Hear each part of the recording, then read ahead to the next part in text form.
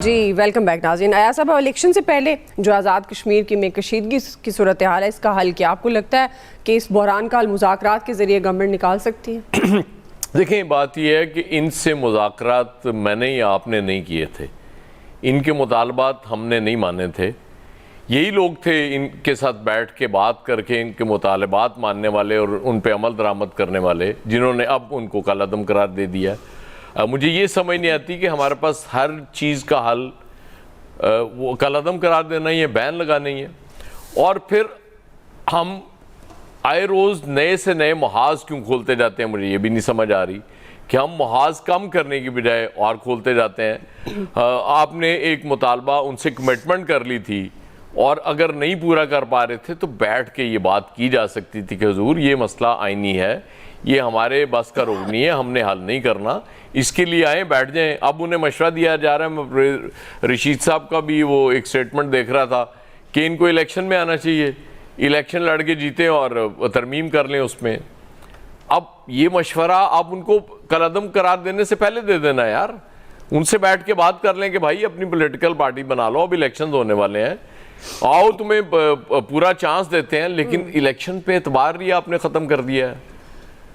وہ کیسے کوئی اعتبار کرے گا کہ جی الیکشن بالکل ٹھیک ہو جائیں گے؟ سپریم کورٹ سے ایک فیصلہ آئے گا, اس پہ کیا آنکھیں بند کر کے بندہ اعتبار کر لے گا؟ بڑے مسائل ہو گئے ہیں اس ملک میں.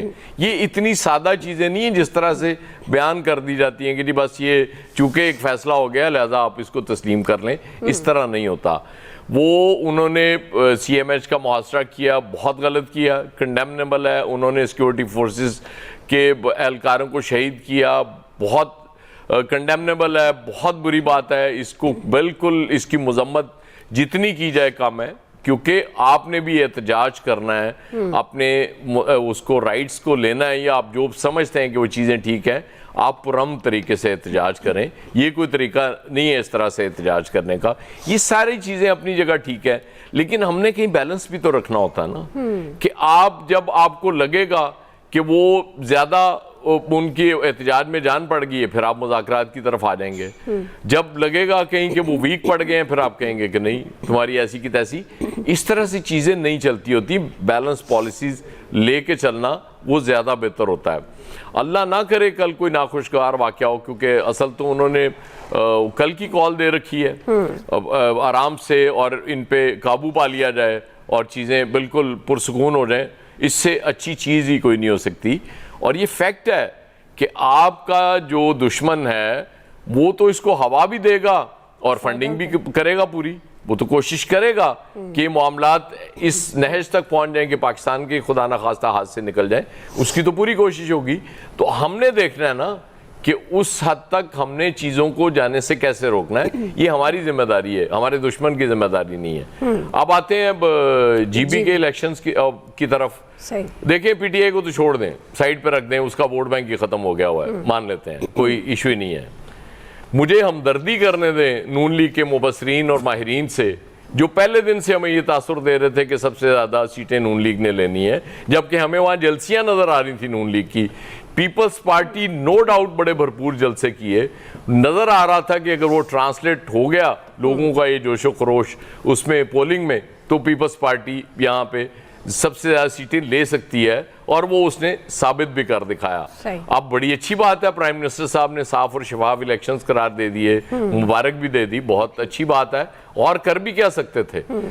اب شکوک کہاں سے پیدا ہوتے ہیں دعا کہ ووٹرز رجسٹرڈ ووٹرز کتنے ہیں یار, ابھی تک آپ پورے ریزلٹس نہیں دے سکے. وہ کیوں رک جاتے ہیں ریزلٹس؟ کیا ریزن بن جاتا ہے؟ کیا وہ لاکھوں کروڑوں ووٹ ڈل گئے تھے وہاں؟ یہاں سے پھر شکوک پیدا ہوتے ہیں, اور پھر چیزیں ہوتی ہیں کہ کوئی جیت رہا ہوتا ہے وہ پھر اس کو ہرا دیا جاتا ہے, کوئی ہار رہا ہوتا ہے اس کو جتا دیا جاتا ہے.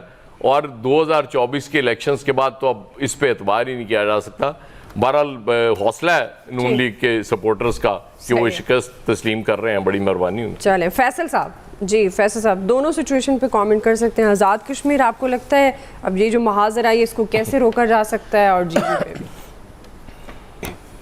بھی یہ جو کسی چیز کو کالعدم قرار دیا جاتا ہے نا, اس پارٹی کو تنظیم کو جو کہیں پر رجسٹرڈ اب یہ جوائنٹ ایکشن کمیٹی کو کالعدم قرار دیا ہے، اگر آپ کے علم میں ہو ضرور بتائیے گا، میرے علم میں تو نہیں ہے، کہاں پہ رجسٹرڈ ہے جس کو جو کالعدم قرار دیا ہے؟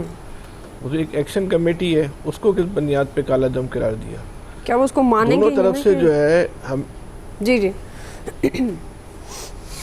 دونوں طرف سے جو ہے نا وہ ہمیں جو ہے نا وہ تھوڑا سا سخت رویہ جو ہے نا وہ نظر آ رہا ہے، دونوں طرف سے جو ہے اس طرح کے رویے کی جو ہے نا وہ ضرورت نہیں تھی، بیچ کا راستہ جو ہے وہ نکالنا چاہیے تھا۔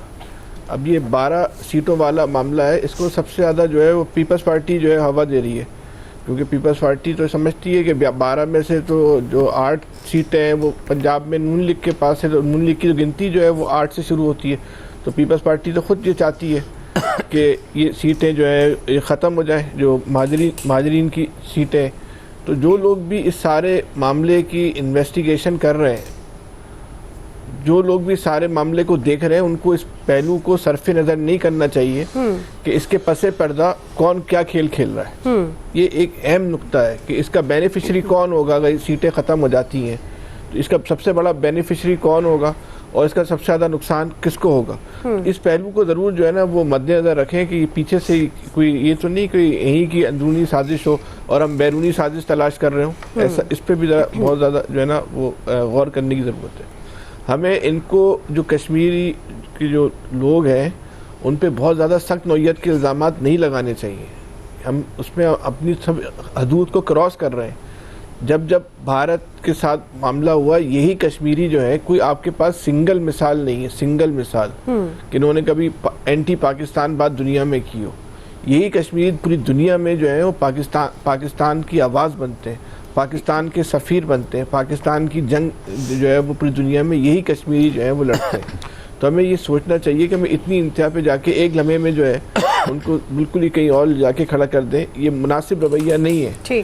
باقی جو بات یہ ہے کہ بجلی ان کو سستی مل رہی ہے، بات تو سنیں وہ کہہ آ رہے ہیں، وہ کہہ رہے ہیں 15-16 گھنٹے کی لوڈ شیڈنگ ہے، میرے گھر کے پاس سے بجلی جا رہی ہے اور میرے پاس بجلی نہیں آ رہی۔ اس بات کو سمجھنے کی ضرورت ہے، یہ کہنا کہ بجلی سستی مل رہی ہے، بجلی کا سستی کا ایشو نہیں ہے، لوڈ شیڈنگ کی جو ہے وہ بات کر رہے ہیں۔ اس کو دیکھیں، جو مطالبات ہیں وہ مطالبات منظور ہو گئے، یہی ایکشن کمیٹی کہہ رہی ہے، لیکن ان مطالبات پہ عمل نہیں ہوا۔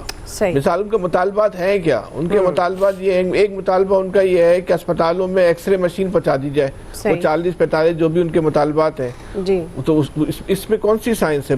اس کا جو ہے بجٹ اپروف بھی ہو گیا ہے، ریلیز نہیں ہو رہا۔ اس طرح متعدد ان کے مطالبات ایسے ہیں جو اسی طرح کے ترقیاتی منصوبے مانگے ہیں جن کے بجٹ اپروف ہو گئے، پیسے ریلیز نہیں ہو رہے، تو آپ اس کر دیں، اس کو اتنا بڑا ہوا بنانے کی کیا ضرورت تھی؟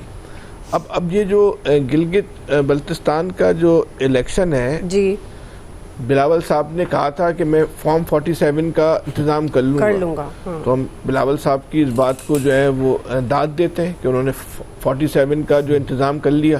شفافیت جہاں تک تعلق ہے تو وہ الیکشن کے جو پہلے کا مرحلہ ہے وہ تو نظر آ گئی تھی کتنی شفافیت ہے، شفافیت کی تو بات نہیں کریں، فارم 47 کی جو ہے آپ بات کریں، اس میں جو ہے وہ بلاول صاحب جو ہے وہ کامیاب ہو گئے۔ یہ نون لیگ کو سوچنا ہوگا، ٹھیک ہے، وہ کیوں نہیں کر پائی؟